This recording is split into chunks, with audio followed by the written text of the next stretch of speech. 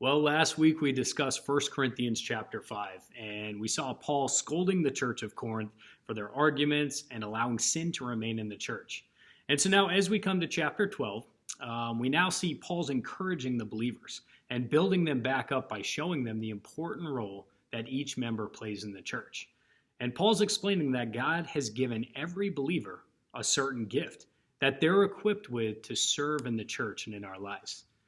And he emphasizes that they're all of the same mind. We are all the same mind and we're working for the same God.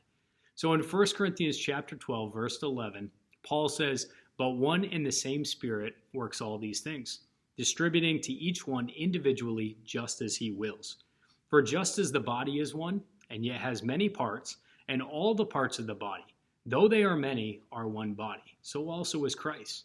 For by one Spirit we were all baptized into one body, whether Jews or Greeks, whether slaves or free, and we were all made to drink of one Spirit. But now God's placed the members, each one of them in the body, just as he desired." You know, God created us with the specific need of the universal church body in mind, but also with the need of the local church as well. So here at Faith Church, how are you using your gifts and your talents that he's given you? You know, I once read that your calling isn't something you have to go out and find. It's actually a natural outpouring of who you are. And I sometimes struggle with this. I try to cover who I really am and manufacture a different gift. But when I grasp the thought of just being who God created me to be and serving him with it, it makes serving God an absolute joy.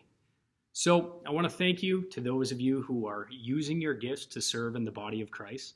And I encourage anyone who isn't serving to please pray for your gift to become apparent and for you to get plugged into the church body and use that gift.